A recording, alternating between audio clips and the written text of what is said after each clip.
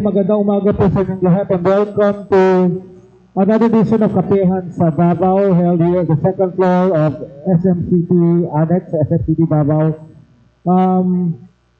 We'd like to thank SMCT Davao for again hosting our weekly Kapehan video forum. We'd like also to thank Krispy Kreme for the delicious donuts and coffee, and for today we'd like to thank Cafe Sikwate, Toto Muico of the Davao Cacao Regional Industry Development Council for sponsoring our Sikwate for our media friends, media and our guests. So we have three topics for this morning. We are joined by from the NCMF, meron silang event.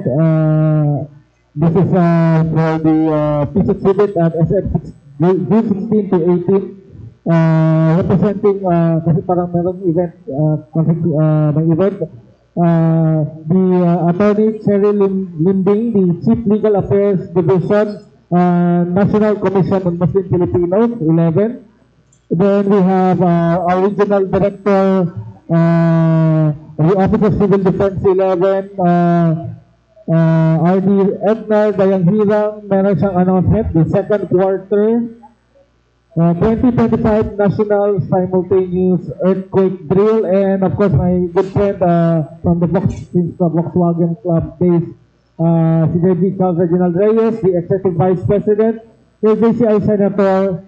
He will be talking about the coming leaders and achievers of Davao or LEAD.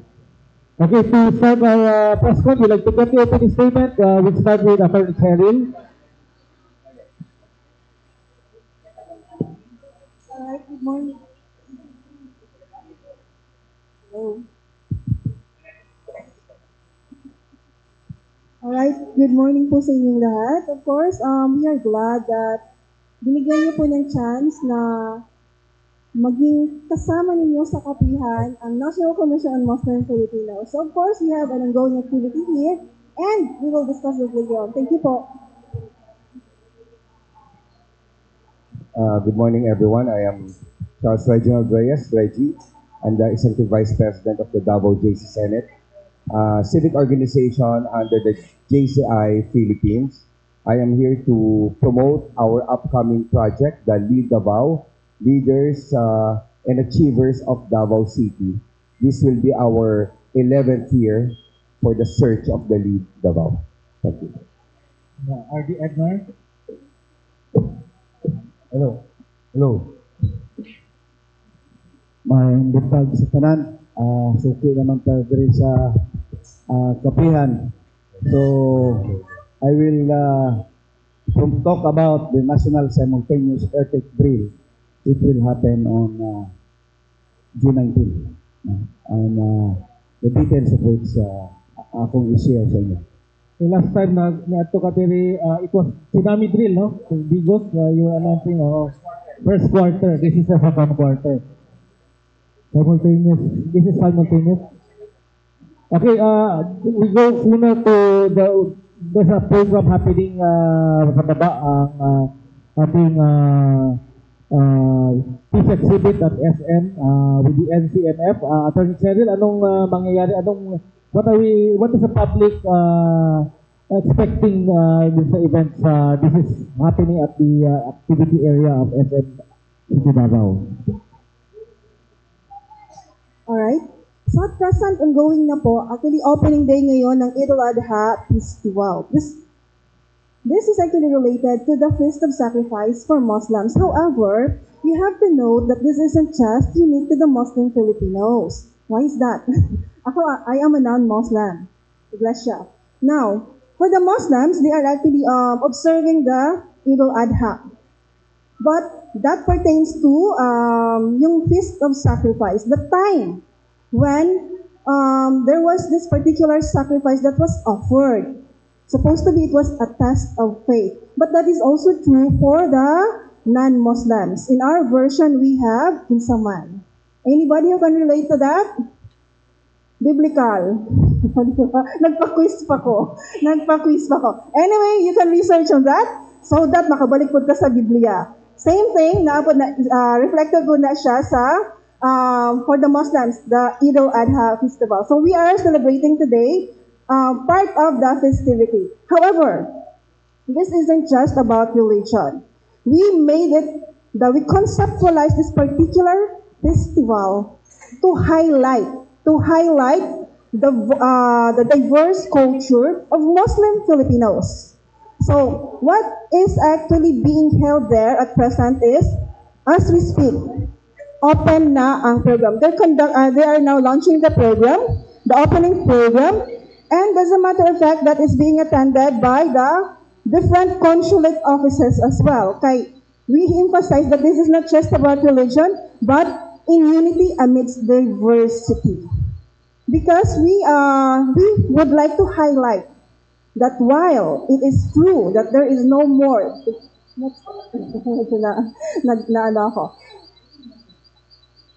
is that an alert? Okay. Okay.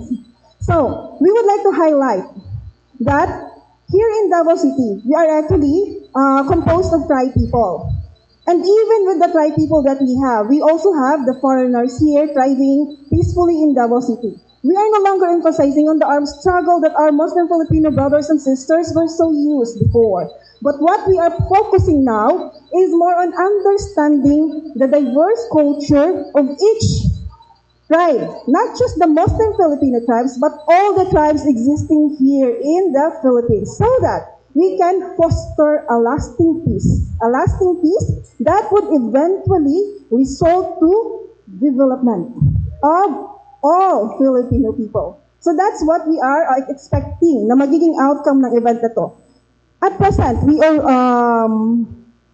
expect that for the 3 days that we will be conducting, that this exhibit is actually being held here in SM, there will be different services that we are offering. My partner agencies po kasi tayo, PSA, NBI, they will even cater to issuing clearances for today. So we have the PSA for birth certificates and other certificates that you will be needing sa PSA, they will be issuing that. And we would like to highlight that while we are the lead agency here, the National Commission on Muslim Filipinos, the services that we are giving to the populace will not be limited to the Muslim Filipinos. Anybody, all mall goers who wants to avail the services, welcome po kayong lahat doon. So kung sino po yung nangangailangan ng mga services na ino-offer namin doon, you can just drop by the exhibit area, sa activity area po. Alright? Of course, meron din tayong mga learning materials which some of our partners ay ibibigay lang po nila ng free. There will also be, what's this? Meron din silang mga taste test with regards to the food which are actually unique part of the culture of the Muslim Filipinos. So we are highlighting that one. Okay, thank you so much. So June 16 hanggang 18, no? Starts today hanggang Wednesday. Yes po, 16, 17, 18. And hindi siya na activity because while there will be exhibits, while there will be services that will be given, there will also be simultaneous lectures, presentations sa activity area. So we would like to invite all of you to drop by in the exhibit area so that you can also witness the diverse culture of our Muslim Filipinos and even that of other countries, especially, for example, the Consulate of Japan. They will be giving us a presentation of their unique culture later on. So maybe if you want to see, you can just drop by in the area. Kaya pala may nakita ko naka-kimono sa baba. Yes, okay, to Reggie, itong lead awards, last year naka-attend ako ng awarding, I think one of mga educator, yung isa yung pinaka-founder na magsigil po-ot, parang so ito ngayon, what is this lead awards? Ano po yung hinahanap natin? Okay, for the information for everyone, the lead awards are the qualified persons to be nominated as lead awards should be 40 years old and above. They should be leaders in their respective field of profession, in the respective industries. In the past, we have had awardees coming from the education, industry, from the local arts and cultures, banking and finance, and to name a few. This year, we would be expecting mostly the same, and hopefully, through our chairman, JCI Senator Ging Manuel, we are going to invite more communities and industries and organizations to nominate people coming from their own from their group to be part of these LEAD Awards. Yung awardees, what will they be receiving? And ano yung parang essence ng awards na ito? Parang provide inspiration sa mga, di ba, parang sa Bataga Davao, yung parang paano nila nakakontribute sa community building and ano yung nagawa nila sa Tabawenyo? Yes, actually, sir, ang main criteria to be awarded a LEAD awardee is they should have made a significant impact through their profession in the city of Davao. They should have provided positive change in Davao City through their profession.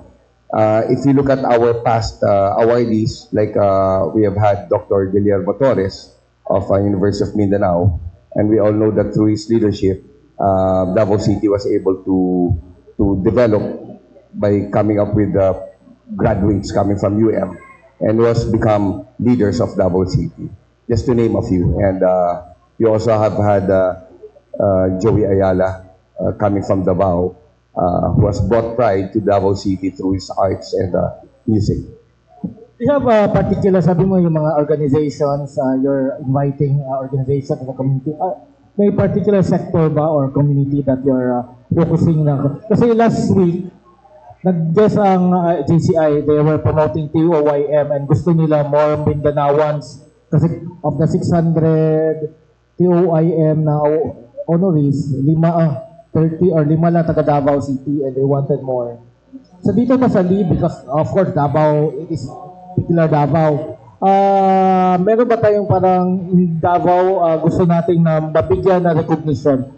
Focus natin na gusto natin sana may ma-recruit from this or ma-nominate from this sector or community. Sir, none in particular. It is open for everyone. It is open to all sectors and all communities whom they think that their members or their leaders is qualified and has done significant contribution to the development of Davao City. So this is particularly really open for everyone, sir. Okay. Before manguta na si Armando, I would like to go to Sir Ednar. Ano mangyayari sa ating second quarter NSED? And when, saan po ito siya? Okay, the quarterly national simultaneous earthquake drill is happening sa atong mga partner agencies, no? The duck cover and hold na exercise na ginahimo nato. However, natay special focus every quarter. The first quarter was in Bigo City, the tsunami scenario in Bigo City. This second quarter, karong June 19, is in the in Barangay Libuganon in Tagum City. And it's more complicated than in Digos because it is about 7 kilometers away from the evacuation center. So imagine the need for community participation, logistics requirement, and the others. But everything is now in the final stage. Napunta akong team until now dito to do exactly what will happen in June 19. So the usual simultaneous earthquake drill is partner agencies of the Regional Disaster Council. We have 48 national agencies, and of course the 54 local government units, including the City of Davao, the 5 provinces, and the 48 national 48 component and city and municipalities, as well as the private sector.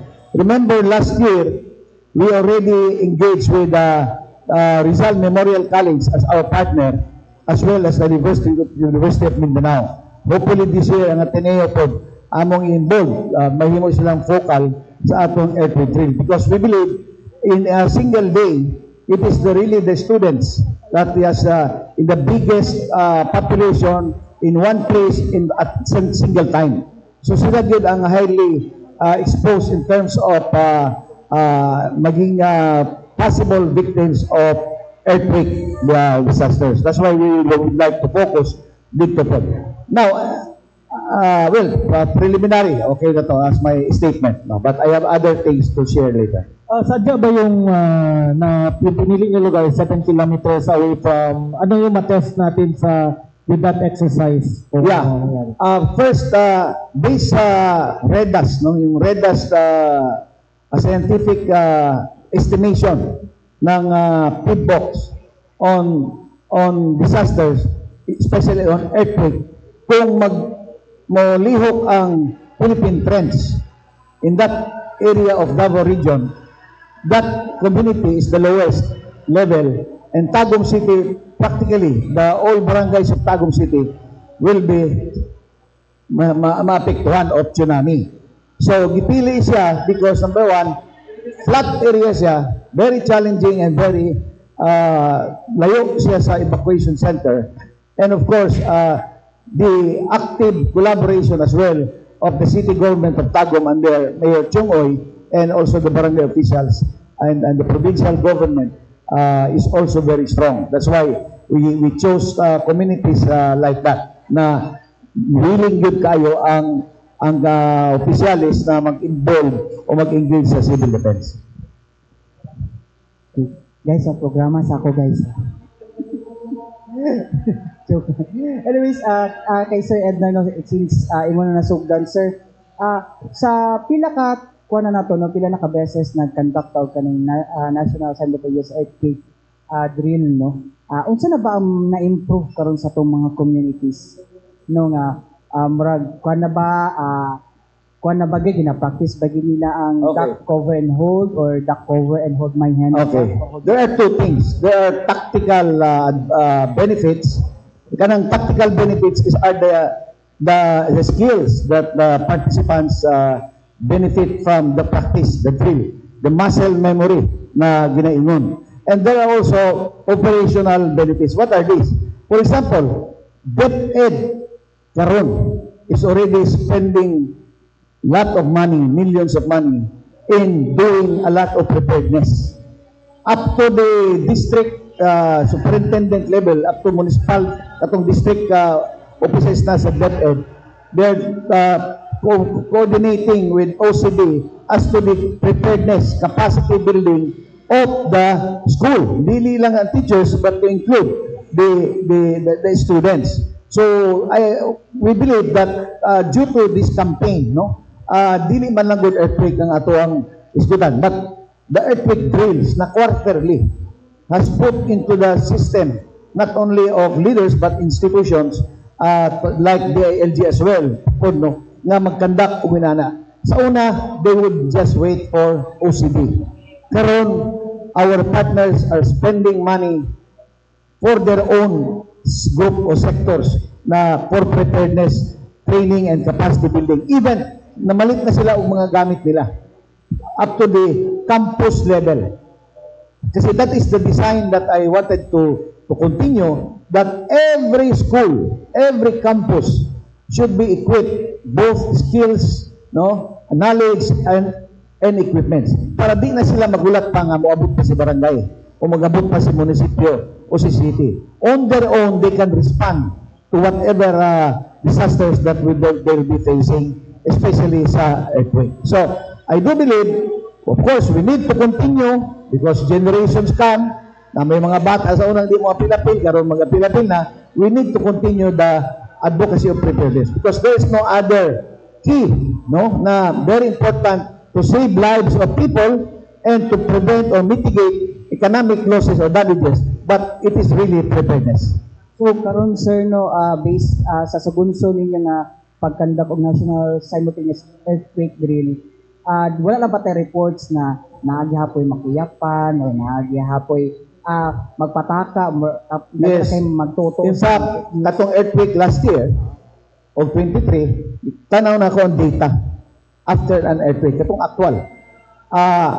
Naagid sa mga bata ang naay mga nakuyapan, naay mga garas-garas, nasamad-samaran. In fact, that led me to the strong campaign with DepEd nga kinanglan capable gud sila.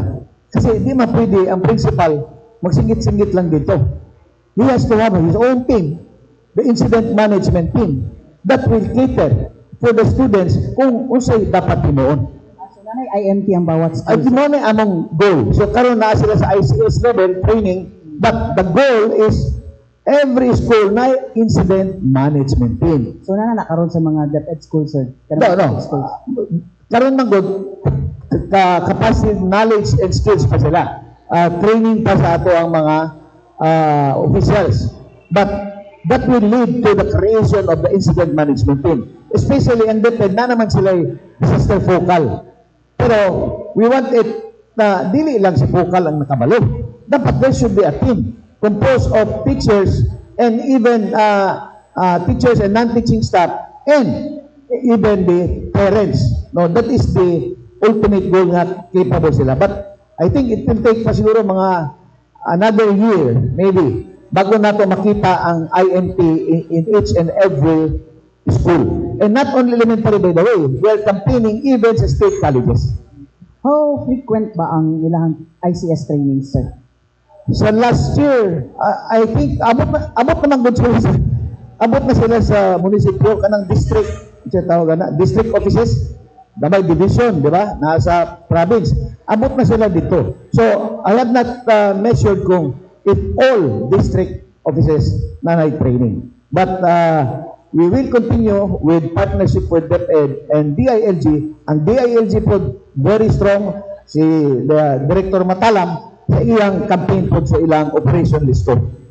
Nasa nang, sir, since kuha na tinggulan na karon, sir. Kumusta pa rin yung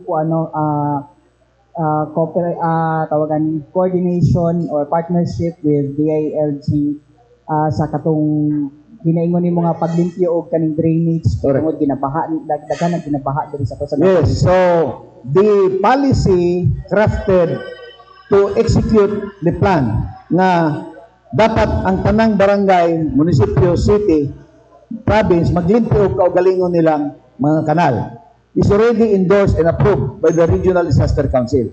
So karong July will be the first inspection namo.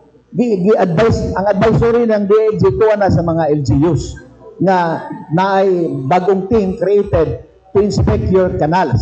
Similar to their katong ilahang road clearing effort. No, multi-level na gusto na ako makabot from DILG nga katong road clearing nila nga mosunod gyud ang mga mayor kay hadlok sila na ganigi kasuhan sa ombudsman adto, no, nga mayor nga wala magkumpay, so that we will have a community that will feel safe sa during bisag mag-ulan ka diha, dili ka mabaan because your drainage systems are functioning. So the first ikot namo will be come July. Unsa ba ang penalty sa mga LGUs na dili compliant ani?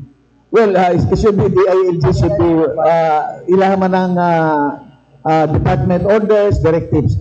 Manang ako wa man koy authority over the local officials. Mao gani nang giingon ako kan Director Matalam, Director patabang ni kunimo, you are the Vice Chairman for Preparedness. Nga kung pwede lang maghimo kag memo sa mga LGUs para sa mga kanal, because that is what I saw when I did a participatory action research.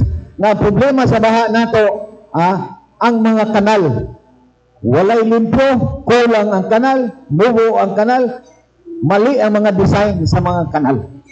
That is a very, very complex issue, and in fact, to tell you frankly, I have already recommended, although verbally pa lang, that maybe to study the possibility that a drainage system will be assigned to only one and only one agency.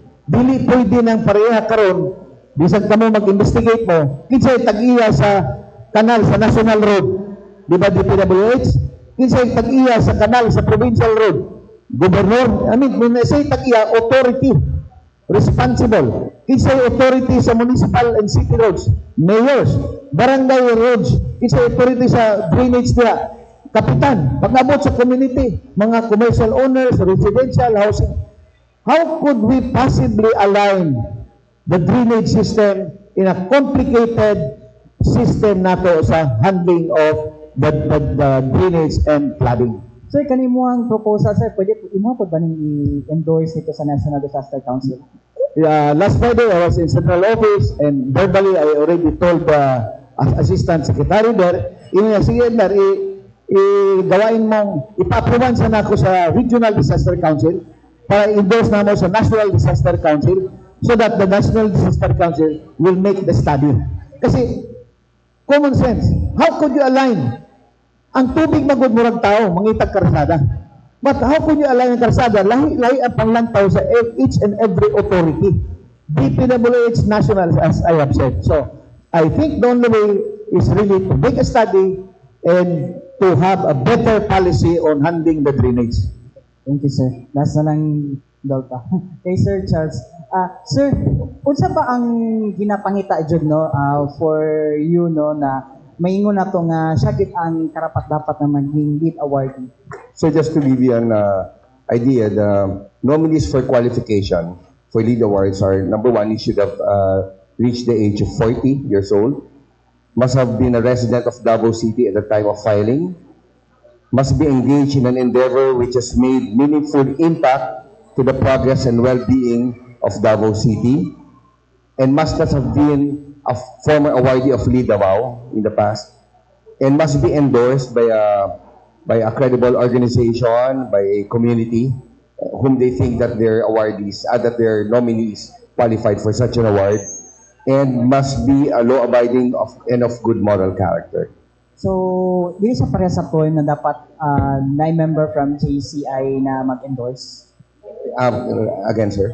Dili sa pareha sa TOYM na kailangan i-endorse siya by a member of JCI? No need, sir. It can be endorsed by a certain group. Let's say if you have an organization among your industry, you can be nominated by that organization, by a reputable organization. You don't need to be endorsed by a local JC chapter. So other than that, sir, paano yung vetting ng honorees? What do you mean, yung criteria, sir? Yung vetting na kung paunsa ba sila kay tanan man jud na ay kanya-kanyang organization, and then they think na sila yun ang kwan, tapos napalitay laing nga ginapangita dyan na bukod sa katong basic na kuan or atong basic na criteria ninyo. Yes, sir. Actually, after we get the nomination, it will go through the process of selection by qualified selection process and judges. And among them, they have the criteria needed para ma-weed out nila ano yung hindi qualified among the nominees and who will be qualified for the final round of... So, kailangan pa like other information, sir, just like unsa ba na newspaper clippings or para sa newspaper clippings. Yes, sir. Parang unsa ba na accomplishment coming from the organization para mapili sila as honor? Actually, sir, one of the requirements for you to be assessed if you are qualified is you have to submit a bid book to the nominations committee, where you will include all your qualifications like awards in your respective field. You have to include that in your bid book. You have to include your leadership skill mo that have made an impact in your community or in your field of industry. And that's it, sir. You have to include those in your bid Kisa book. magbuhat ani sir si nominee or ang nag-nominate? The nominee, sir. Okay. So, Bali, he will be guided kung ano yung makailangan niya i-submit for our judges to evaluate. So, kinahanglan day sir, tawagan magbuhat og sariling bangko para maging honorary. Yeah, sir. Upon submission of the intent to be nominated, they will be guided naman by the committee, sir, kung ano yung makailangan. They will be well guided kung ano yung mga needed. Okay, thank you, sir. Salamat daw. I'd like to acknowledge the presence of Dr. Vida Rose Acosta Villanueva, the chair of the Kidney Month Celebration 2025, SPMC Nephrology Community Outreach. Opening statements, Doc. Hi, good morning everyone. As mentioned by Sir, I'm from SPMC, from Philippine Society of Nephrology Davao Cluster, and this every month of June, no, we celebrate National Kidney Month. So we have a culminating activity here at SM City Ecoland here at the ground floor on June 20. That will be on Friday, and the activities include screening for kidney disease. That would include urine testing. No, we also tried to add uric acid testing and sugar. No, yung random sugar. So the other activities include presentation of dialysis patients and a kidney talk show to promote awareness. The main goal naman of Kidney Month is really to promote awareness about kidney disease, its causes, prevention, more importantly prevention, no, because we know a lot of young people, no, very young people have kidney disease, no, they get diagnosed. So how do we prevent it? What are the risk factors? How do we treat it? No, the best treatment options, is it just dialysis or there are other options? No? So that will be tackled in a short talk show during the event. So I'd like to invite everyone again. No? You can invite all your friends, your relatives. Kung sino available, no, we are just here sa SM on Friday. We'll be here. Thank you. Okay. Attorney Cheryl, this is the first festival, no? So may kwenta na i-continue tong or i-sustain tong Idil Adha, no, festival.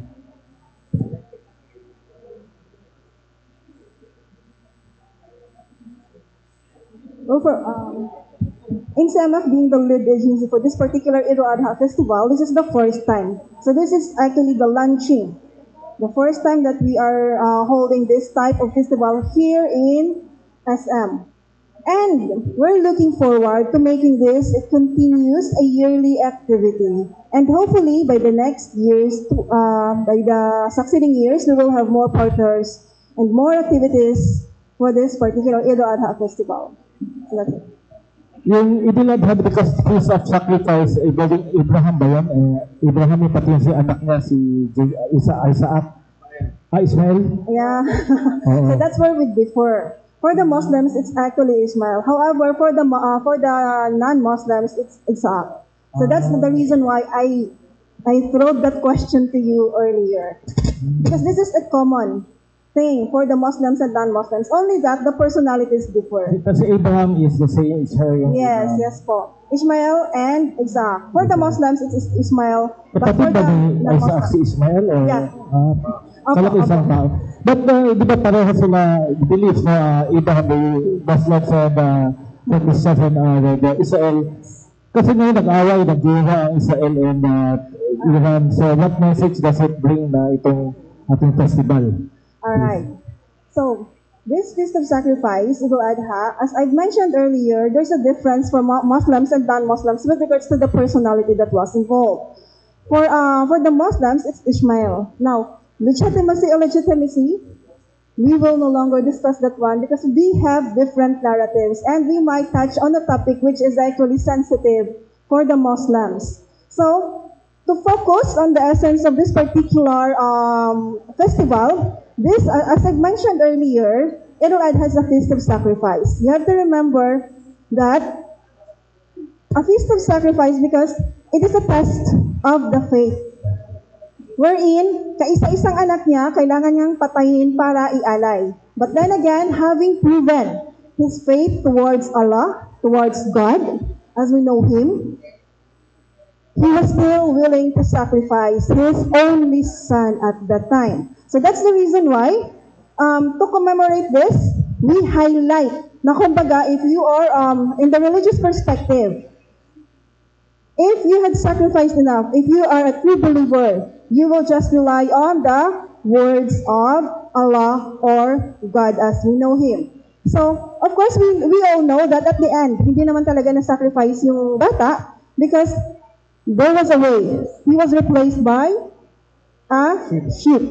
So, this is to commemorate that particular practice and the ritual itself. So later on, there will be an AVP, an audiovisual presentation by which they will be showing kung ano yung talagang ginagawang practice to showcase that. I'm not sure if they will be having that actual footage from Maccabayon.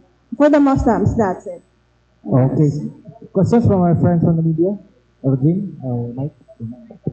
Good morning. Ma'am, sa SPMC, do we have data as to how many na ang na-diagnose sa kidney failures?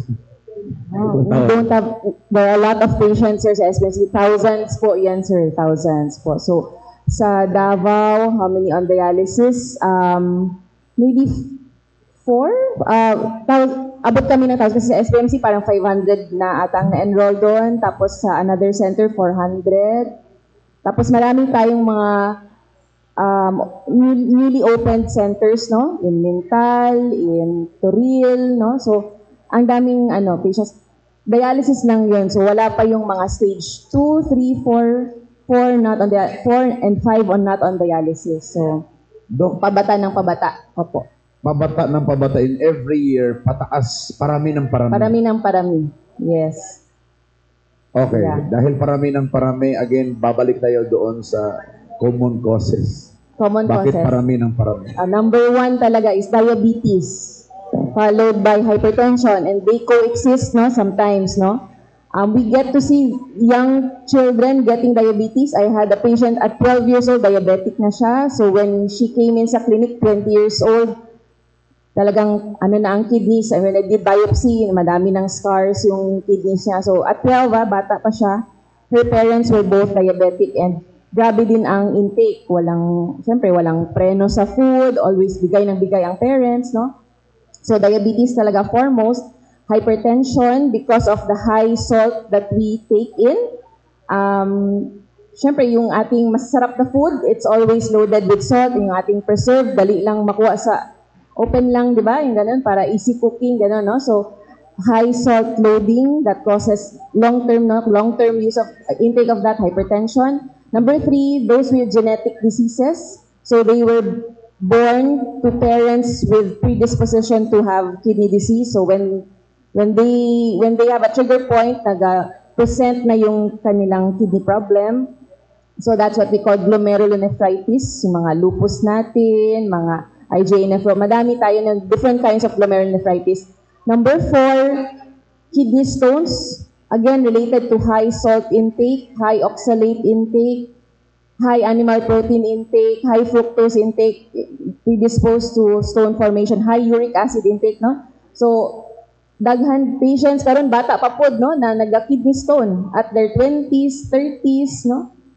So kidney stone nagabara, mag-obstruct sa flow, eventually kidney failure din, no. Other causes would be recurrent UTI, no, can also lead to kidney disease. Polycystic pero not so common ang polycystic. Some males getting at their peak age, no, prostate problem, obstruction. So, ihi sa gabi, kanunay ihi sa gabi, dili mahurot ang ihi, dribbling, putol-putol, no? So, pwedeng prostate, pag napabayaan, mag-obstruct din. So, daghang causes, but yun yung most common natin. A sort of clarification lang, Doc. Among the, kanang sa pagluto, bitaw, kanang seasoning, others mga are telling us na, iwasan dapat ang mga seasoning like Tumenson, Magic Sarap, or Vicsin. Pero as we observe kasi yung mga mukbangers ng Thailand, talagang sobrang marami. Yeah. Oo, pero unsa ba asa ba mas triggering sa sa kidney failure, salt or Vicsin or Magic Sarap sa preservative? Pareho lang na. Ang ating requirement sa sodium a day is just 2,000 mg. Ang isa ka kutsara na patis is already 1,000 mg. So, unsa na lang kung nagbutang ka, nagsawsaw patis, gisuyok pa dyan after gihurot. Diba?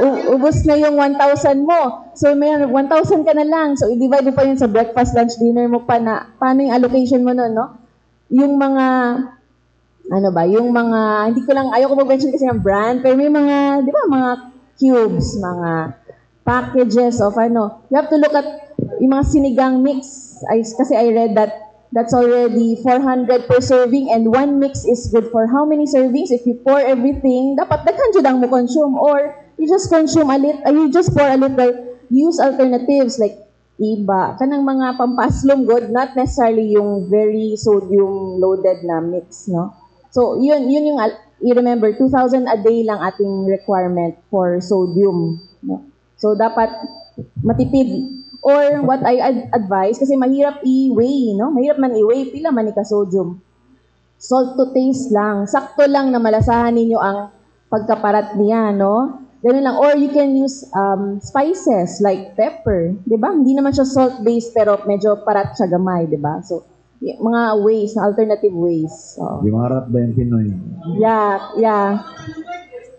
O, kani, sana ang experience sa lagi kaya na adlaw sa paghinuklog na. Thank you, Doc. Okay, Kay Sir Edna. Sir, aside sa Libuganon, other areas po, anong gagawin natin?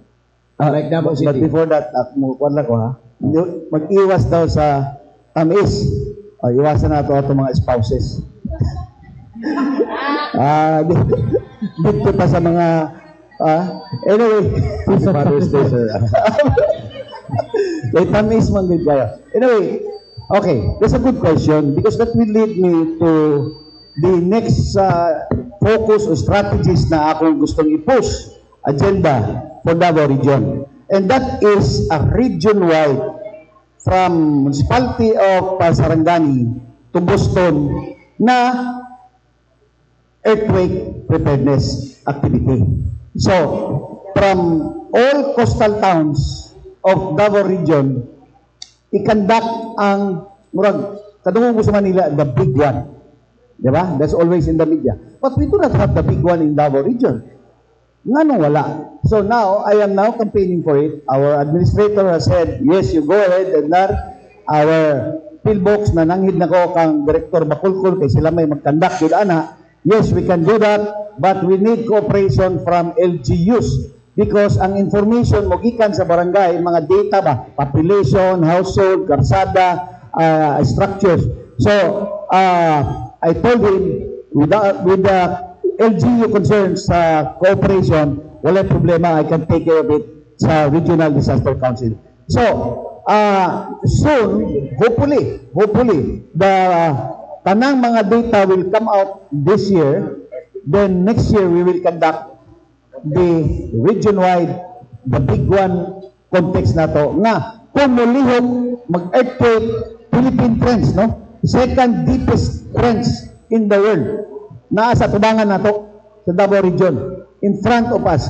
Kung kana mulihok o kusog, sige naman naglihok, katong dagmay na mga earthquake, na dagat ang source, diyan na siya galihok. But wala pa din siya mulihok na kusog and shallow. That will create 8 to 8.5 magnitude. So kana dili lang tsunami ang atong problema. We will have problems with buildings collapse, bridges putol, roads putol, communication system and others.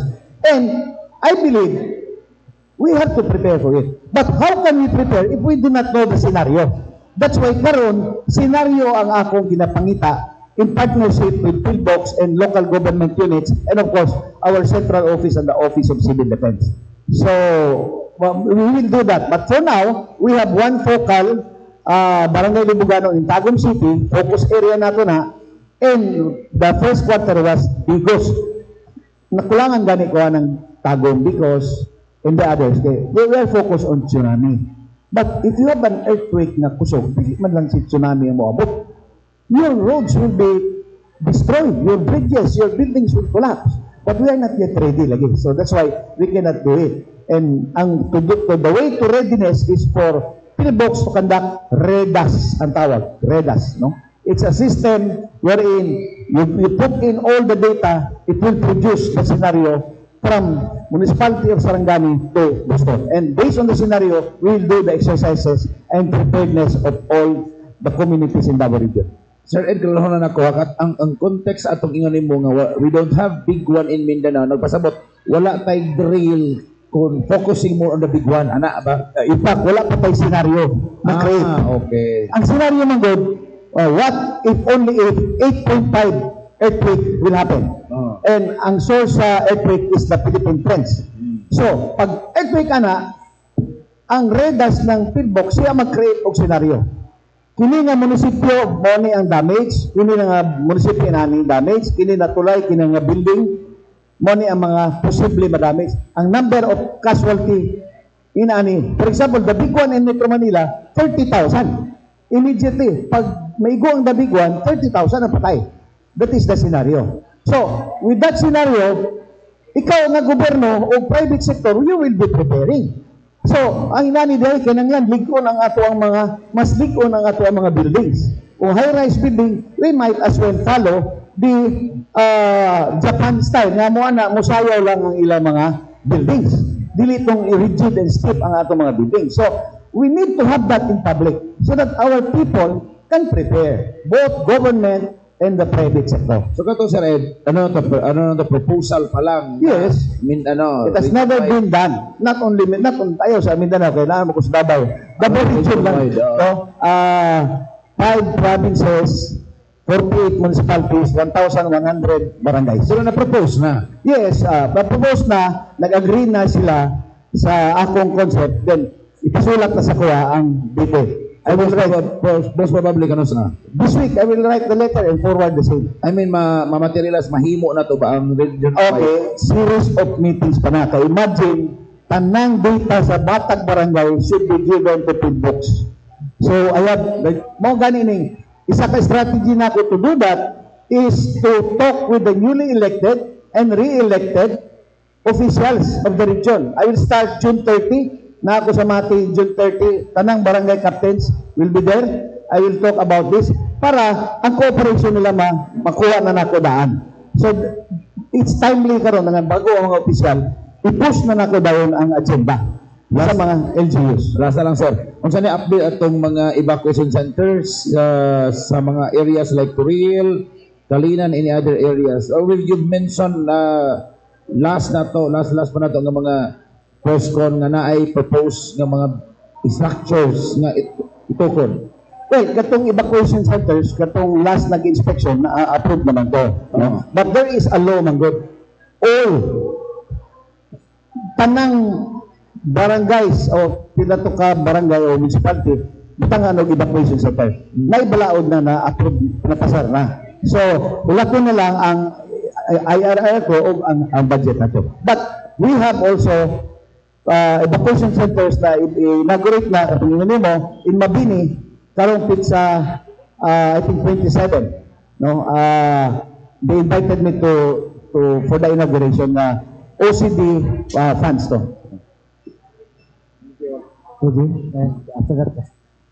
Kay Ma'am Ma'am Villanueva, Ma'am balikan ako ning ato ang 500 dialysis na na-enroll ng mga patients. Ma'am, as of 2025 di siya, ma'am, na data po. Although wala ko yung exact figures, pero lang yan yung last year na nakuha ko na information. But I can ask ho, so we can give you the accurate na values. 2024. Ma'am, with this, ma'am, no, ang pinakabata na to karon is ang 12 years old po ba? May younger pa. Yun lang yung personal ko lang. Kasi I'm an adult nephrologist. I don't handle pedia patients. But I got a referral. She's now 20. But she started to have diabetes at 12. Oh. Ma'am, with po, sa ito na lang gina-cater na mga kidney patients. Unsa po usually ang age bracket sa mga kanang patients na to nga naay sakit sa kidney, and then kadalasan ba ni ma'am taga Davao City or asa nga probinsya sa Mindanao po? Kasi dito lang naman ako sa Davao, no? But siguro kasi yung screening and diagnosis, no, mas kami dito, no? Mas madami kami na screen dito doon kasi baka yung information campaign baka hindi masyado napupush, no? So, and the patients don't have symptoms. They get symptoms when the disease is at the advanced stage na, no?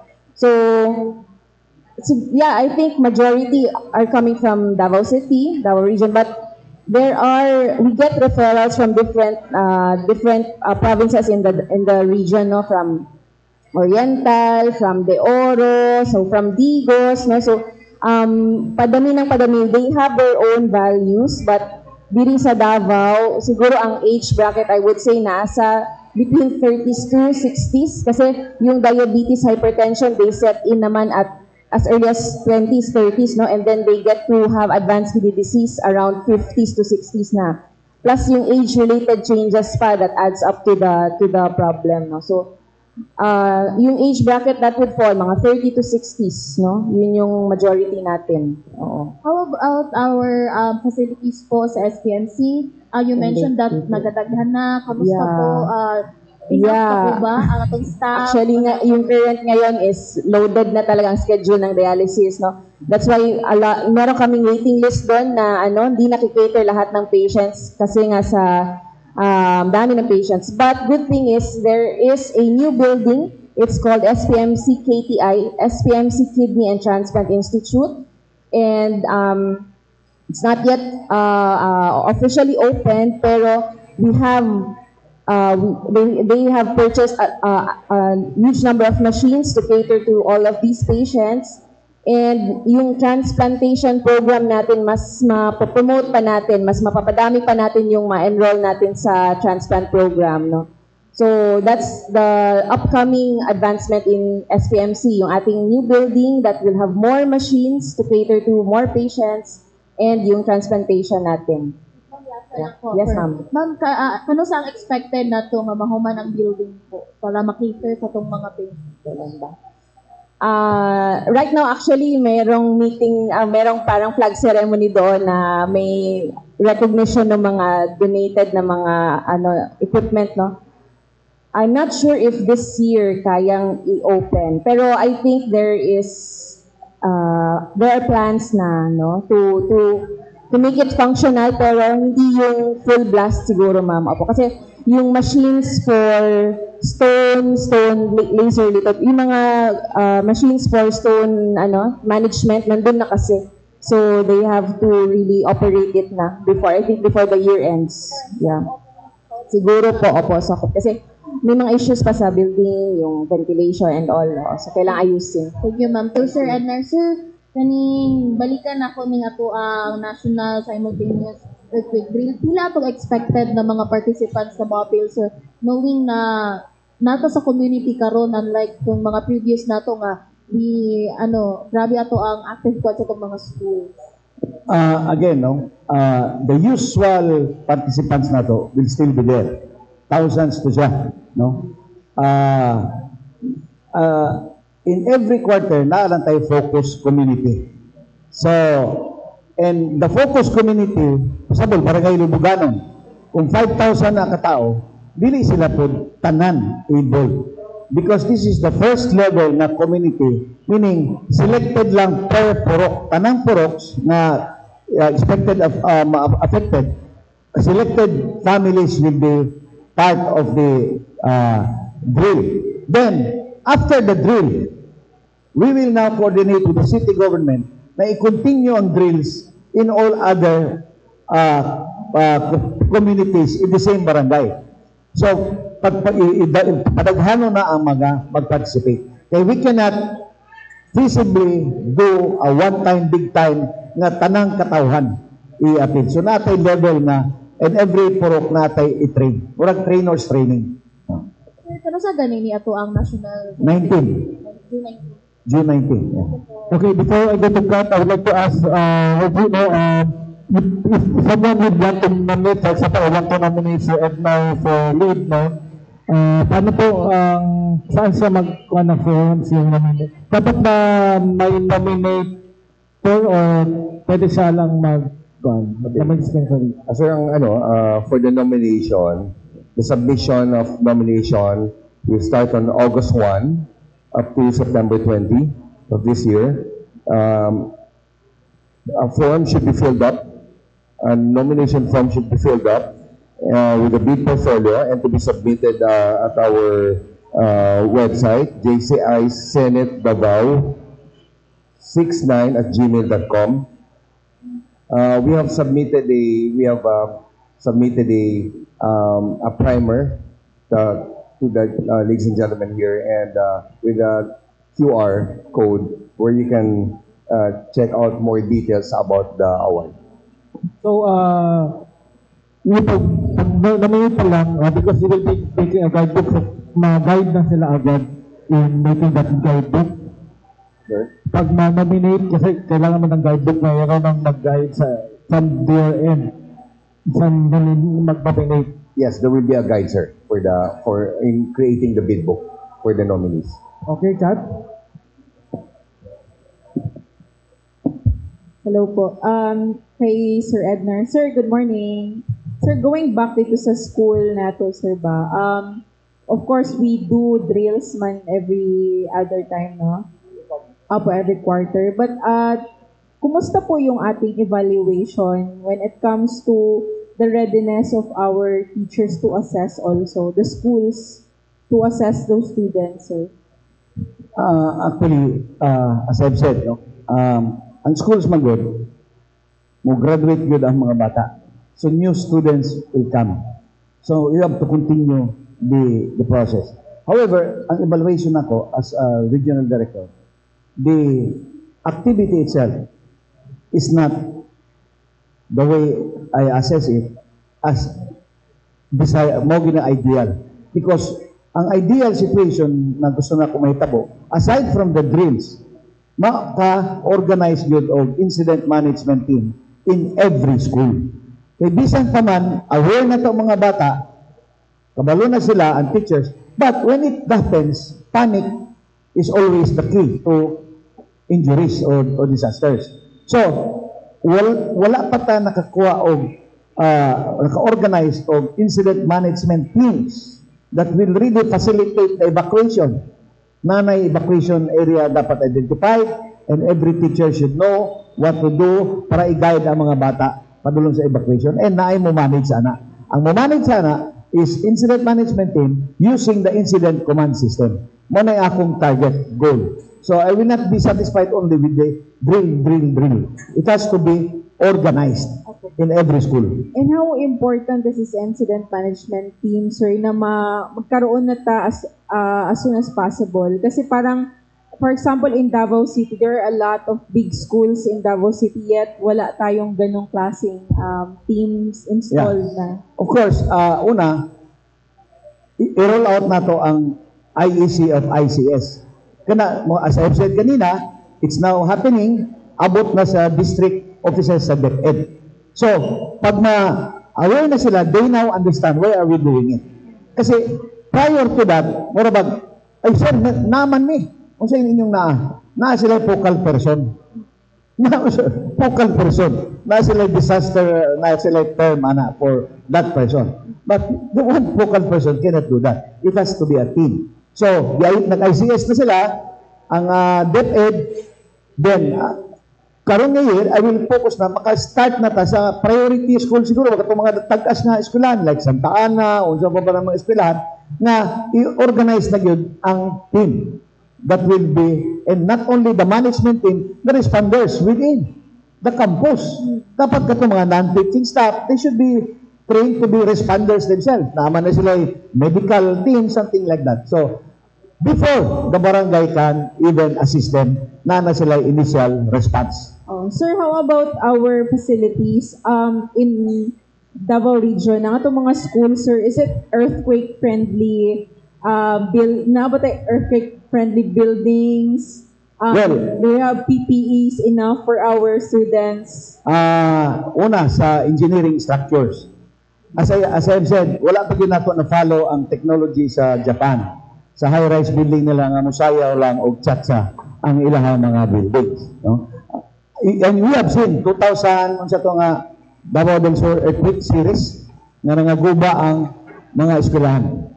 So I was there, nag-inspect na ko tong sa Magsaysay, the whole complex building sa Magsaysay National High School, guba yun. No? So engineering-wise, wala pa. But ang ato ang campaign, not only sa region, our National Civil Defense Administrator has now been campaigning with the engineering solutions to earthquakes. No?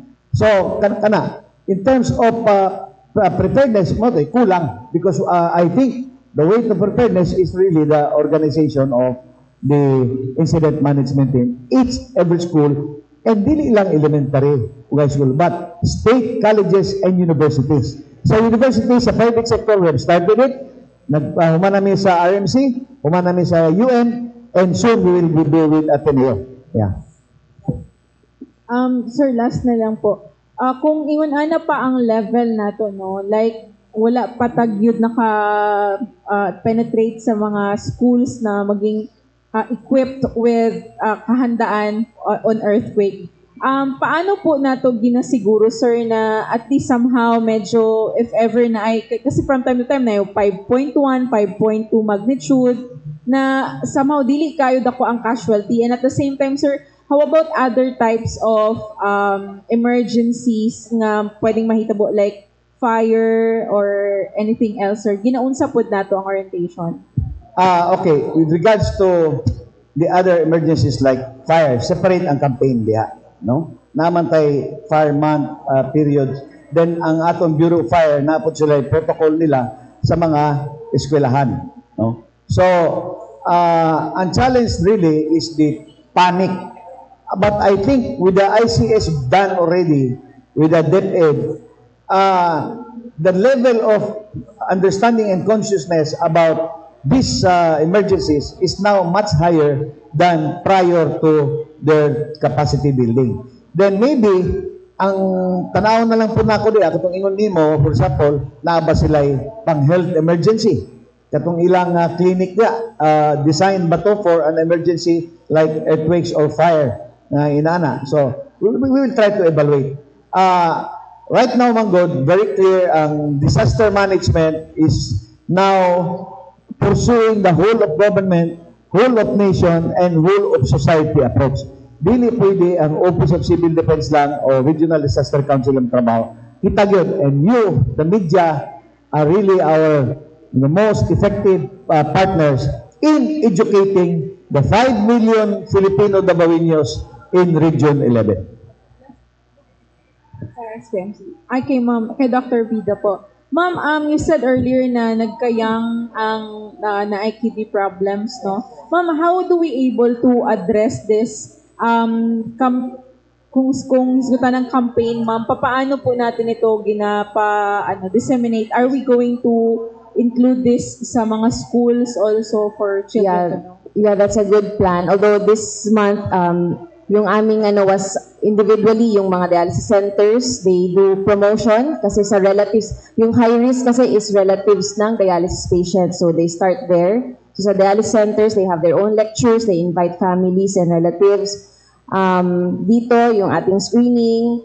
Sa mga health centers, actually we've tapped, especially Jacinto Health Center, we've tapped that one. We do clinics there.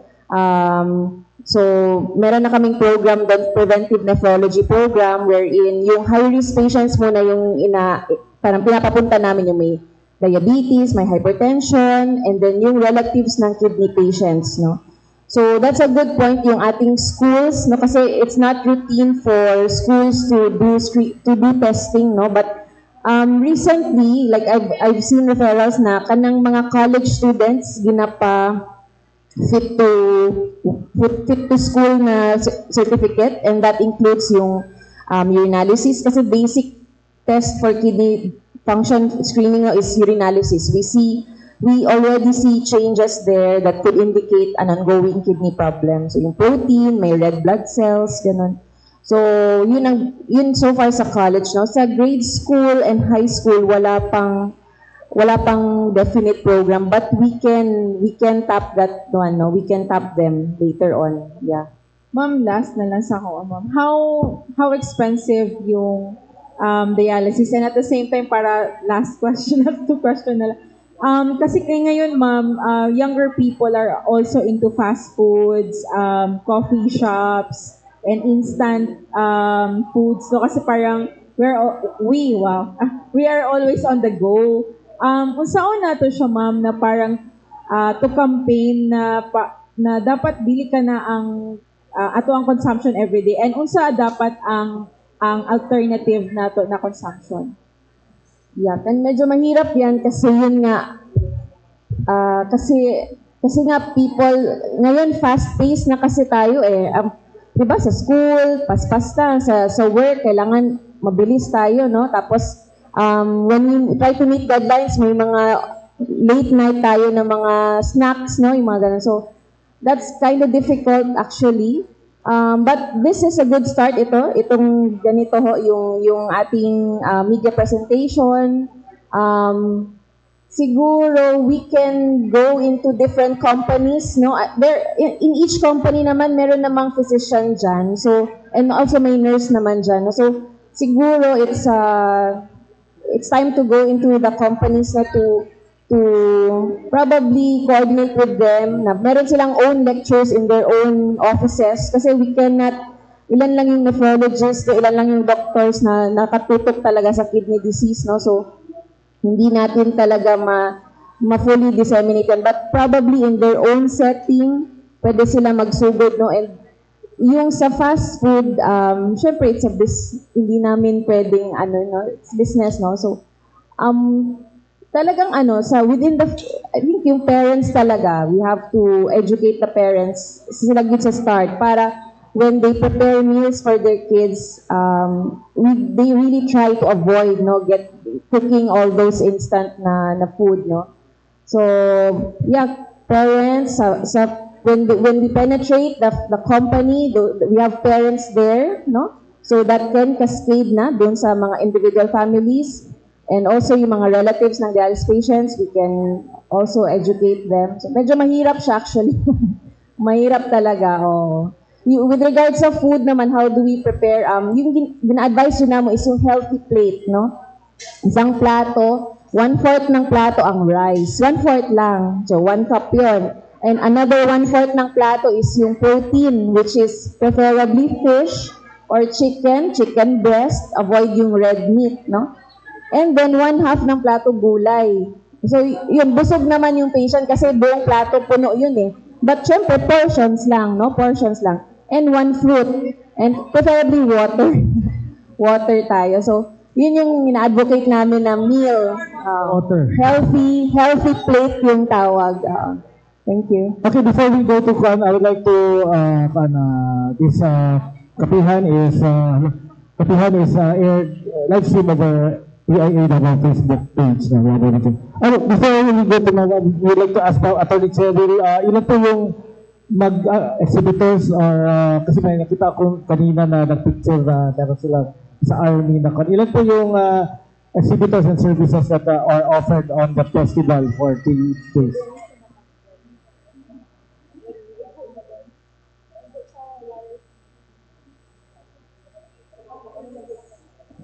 For this activity, we have actually 20 exhibitors, including na po yung NCMF dyan. So, yung na-mention nyo, the ARM, so, they're part of the SMENCO, meron tayong Philippine Army, Air Force, and Navy. So, there will be, and tactical operations group na rin po, meron andyan po sila. And from time to time, they will be showing us, they will be providing demonstrations for their operations. And meron din silang binibigay for the armed forces yung opportunity for anybody to try on their uniform and even hold their weapons if you are curious about that. As to services, of course, as I mentioned earlier, meron po tayo sa NBI clearance, they will be issuing that one. Anybody who has the necessary requirements and who would like to avail, pwede po kayo doon sa baba. And for the PSA, for the 3-day period, they will be with us. And nagbibigay po sila ng mga necessary documents na makukuha sa office nila. Like for example, birth certificate, marriage, birth certificate, others documents for registration under their office. You can secure that one. Send them all. Yeah, Philippine ID, that one too. So, meron po, national ID. Do you have services also for our fellow Muslim brothers? Yes po. For the NCMF, we will be giving the certificate of tribal membership. Yung significance naman po nun is that, for example, that will be given to Muslim Filipinos who are actually a member of a tribe. Kasi meron tayong mga balik Islam. We have to distinguish. Yung certificate of tribal membership, ina-issue po natin yan for those who are members of the tribal people po. Tribal people, not the Balik Islam, who are actually members of the, not members of the indigenous people. So, and aside from that, meron din po tayong mga booth doon. You can just explore there. For NCMF, even for legal aspect, we are also there. So, kung may nangangailangan ng legal advice, you can just drop by the activity area And there will also be lectures relating to cultural sensitive laws and even with regards to prescription prohibition and early child marriage. Kasi medyo sensational siya. Not just for the Muslim Filipinos and even for other Filipinos who are actually allowed before to have marriages. Kasi meron tayong mga indigenous people as well na pwede before na magkaroon ng arranged marriage din?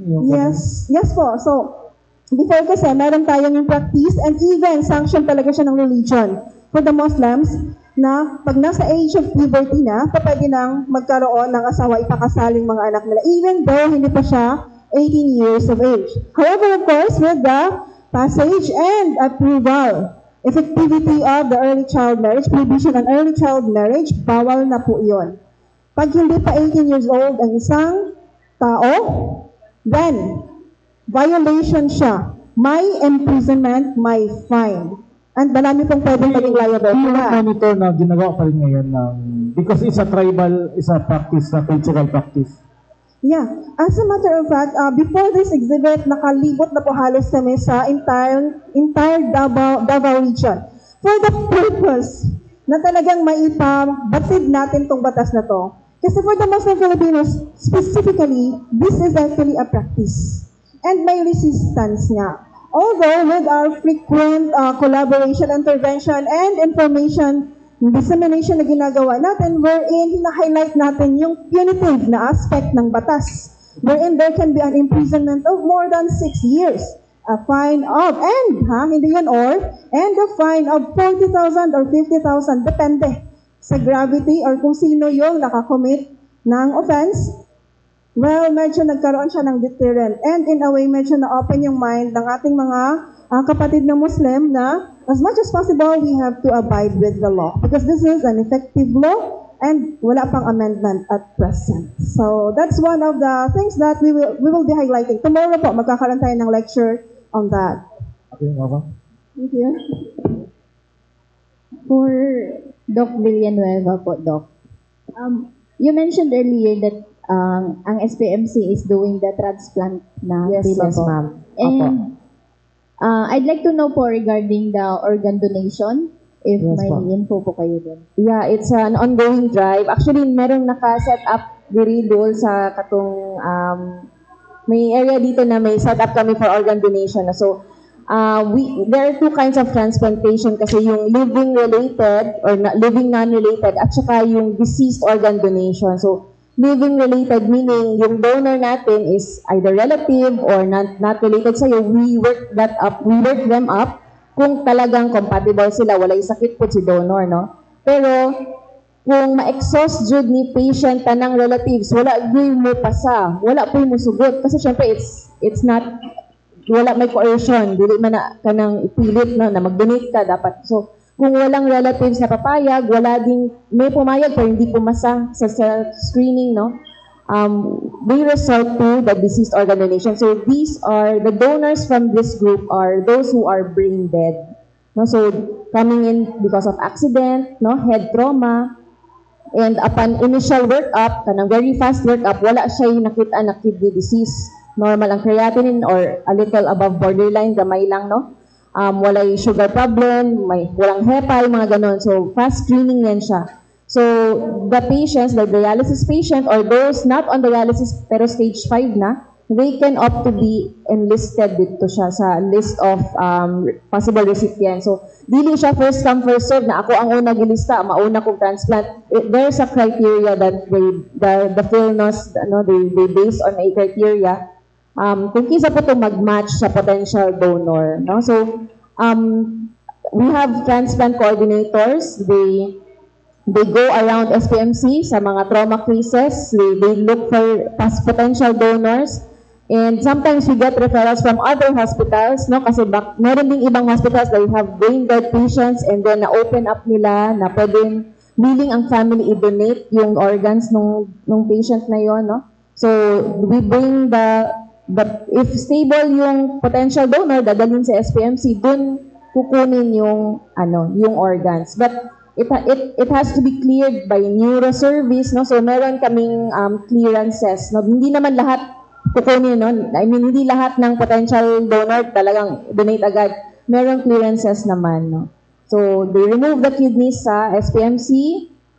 And the good thing is, if coming from Mindanao ang donor ng deceased organ, one kidney will go to a Mindanao patient, no? And the other kidney will be going to the national na list of patients. So, yun yung good thing. Pag taga Mindanao ang ato ang potential donor, isa ka Mindanaoan makabenefit jud kasi it will be given to the patient locally here sa ano. Tapos yung other naman, yun yung sa national enlistment. Pero how is the turnout po, ma'am? Yung sa mga potential donors within the SPMC or other? In numbers. Yeah, few lang. Medyo few pa. Ang marami namin is yung living related. Kasi siguro, hindi pa open to that, no, yung ating mga families. Kasi gusto nila, akala nila pag natanggalan, murag wala na tayong malubong na patient. No, it's actually yung loob lang naman, no. They do the incision, they remove, even the cornea can be donated, no, yung pancreas. Although hindi pa talaga officially yung ating pancreatic and liver transplantation dito sa Davao. More of kidney ang amo ang ginano. But yung cornea can be saved, no, for other patients sa national, no, pwede yan siya. So, hindi pa that open, but our lead for transportation, Dr. Badang, she's really into this. Several meetings, no, even with different religious groups, kasi may religious, din kasi, hindrance, no, dili pwede kuhaan ang body before ilubong, ganon. Tapos, yung before sundown, di ba, parang dapat na-bury na yung no, so may mga ganon na mga din, no. So, Dr. Badang has met with several religious leaders already. Siguro kailangan mas pa namin ito, mas damihan pa namin yung meetings with them. So, more of living kami ngayon, but it's an ongoing disease organization. Meron talagang mga potential donors that we get. Thank you. Thank you po. To Sir Ednar, sir. Sir, just recently lang nag-meeting yung mga government agencies with the MINDA regarding the Mindanao Disaster Operations Center. Okay, sir, what's the role of the OCD, sir? I think I was there in the meeting, Zoom lang, no? Si Secretary Magno has a good plan, a vision for Mindanao structure organization to cater for Mindanao, being a MINDA secretary at that. So to start with, he is starting with an operation center. Ginagawa na dyan sa kanyang opisina sa Price Building ba na? Anong sa diha. So, ang sabi niya sa akin, siya, pati yung mga staff niya, naman niya sa Davao City. So most likely, iatas gini sa imo. Because they will not be operating. Because it's not their mandate. OCD pa rin. So, na-discuss ko na rin namin yan sa central office. Wala mang objection in central office. Kasi magkakaroon tayo ng Mindanao Coordination Office, something like that. However, sa second phase, there are other plans. For example, the Training Institute of OCD is asking me to get a province na will have at least 20 hectares of land. Unsa man na, himo na tong regional or even Mindanao Training Center, wherein all types of disasters preparedness will be there. Fire, earthquake, o unsa pa ba. Similar to what Korea naakaroon, no? And even the people can go there and test, maka-participate sa training, kung na-fire sa train, na-fire sa balay, na-fire sa condo nimo, what you will do. So, muna isa sa mga ambisyon nato, no? And I think, hand in hand, nakikita ko, yung ginagawa ni Sec Magno and the plan of the central office is aligning sa konteksto sa Mindanao, not only per region. So, I think during that conference, everybody was cooperative and supportive about the plan of Secretary Leo Magno. Kailan ito mag-start, sir? Ang ilang construction, sige nagsugod sa buildings. Sabay price? Di ka nang nasa price eh. Murag, they hired an architect, then developed the plan and started working. Murag, 2 floors na, one is lain na concern, another is for the operation center. So, expected makita nimo sa operation center nila, the scenario situation for the 6 regions of Mindanao. Through OCD gapon will be doing that. Siyempre, si Secmac Nomagod, being a Mindanao, siya lang ang may mandate na Mindanao. Di ba? All other agencies, murag by region ta. But I think DA is following suit, nana sila yung murag Mindanao. Ang USEC nato for Mindanao is ang DOH, Dr. Dumama, no? At the same time, regional director siya. So, slowly, I think, nag-build tong Mindanao context of governance. No? Dili lang regional, but Mindanao context of governance. And OCD is supportive of that effort of Minda. What's the relevance of this po?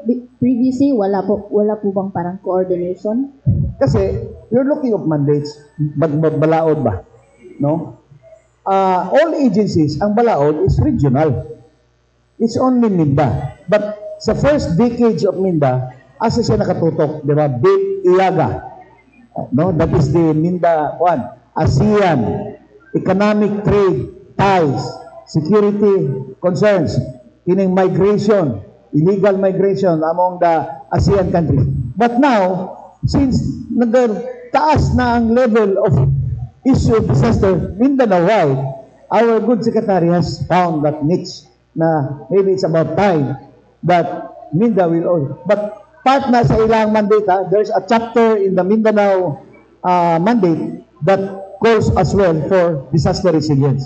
So dili na siya as if it's a new policy of Minda. Bago lang siya gibutangan yung NIT as in a program for a Mindanao concept of disaster management. Okay. Last question to Sir Edna because before, actually kanina naganood ako yung atake yung Tel Aviv, yung gera. Kasi there's a flashpoint na yung WPS basic na nakabuot do you have plans kay aerospace war na daw missiles instead of soldiers ground. So we have plans na to prepare for people like ganun scenario. Okay. First and foremost, according to our discussion in Central Office, while the security context of human-induced disaster is very clear sa atuang policy mandate sa Philippine government, sa civilian response, naa siya but dili pa yun but strong. But ginahimo na. But according to our analysis, whether we like it or not, OCD will be called. Wala may laing agency na mandate for civilian defense response. That's why we are now on that field as well. So in fact, the Department of Foreign Affairs had a 5-day training last week, the other week, for law of the sea. I really participated during the training because we have to understand the laws of the sea. And that is related to the security matters. So, what we are doing now is strengthening partnership with our stakeholders that is handling civilians. For example, NCMF is my partner. Di ba, ma'am? Nga naman, for the Muslim communities. No? The Muslim communities called Jamaas. No? First, we did an ICS one-day training sila. Second level, I already did 80 leaders of the Jamaah in the Oriental Trade. So, community level engagement na ta. NCIP will also be a partner. So, slowly, we should tanawa, paghira, ang sundalo will not be attending to civilian, they will be attending to the enemies like Ukraine, di ba?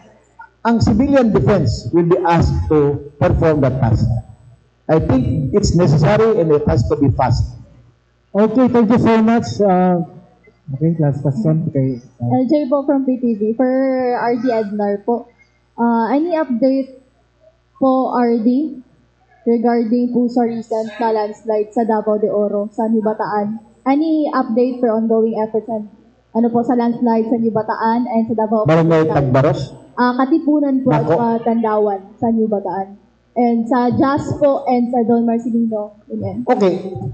Talking of landslides, no? Tagbaros, New Bataan, and other things. So, I went to some of these areas to do participatory action research. No? Ano ba talaga ang nangyari? Bakit and ano ang solutions? Okay. We have come up already with some. Okay. For example, nasisira yung mga tulay, yung flooding, itong tawag na approaches to our bridges. So I found out na ang protection pala sa approaches of the bridges is, ang tawag nila is grouted riprap. Katong mga bato nga gipile na tapos kuanan og semento. Dili na siya adequate. Ginasira na gid siya sa floodwaters. So what did I do? Nahimo na ako. Talk to the regional office of DPWH. We had a meeting with the chiefs of planning. They will be changing the design already. So the design now sa mga repairs nila would be sheet pile. Katong mga puthaw ang ilubong sa yuta mao to mo protect sa approaches, no?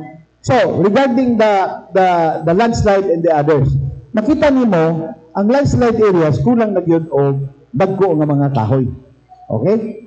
So again, kahoy kang kinsa na trabaho. Dili man na sa DPWH, sa DNR. Okay? So we have also a partnership with the DNR regarding the landslide concerns and flooding na using their mandate. Ang mandate ng DNR is from the ridge to the rift. So meaning we need a lot of reforestation project sa mga bukid, sa mga cliff para to slow down the flow of water that will cause flooding and landslide as well. Then, ang mga river banks na to, tanuman og mga kahoy ka ng mga easement areas para protection po sa ato ang mga river banks. Then, pag abot sa dagat, dito na ang protection nato at tanom og mga bakaw. So, to answer that, we are trying to do disaster management through partnership with our agencies nga members sa council. Ginaadto gyud nako ang problem, ginaadto nako ang provider sa solution, which are our partner agencies as well. So, in Tagbaros, necessary karon dito, I don't know sa status karon, but I went there, nagdialogue may sa mga community, says about 70 or 90 households has to be evacuated. Kaya nang lang, kaya nag-agas-agas pa itong tubig, sige pagkahulog tong mga yuta na base ang digilikay na to, Masara Part 2. Delikado din kayo. But of course, understandable mo, oppose ang mga tao. Why?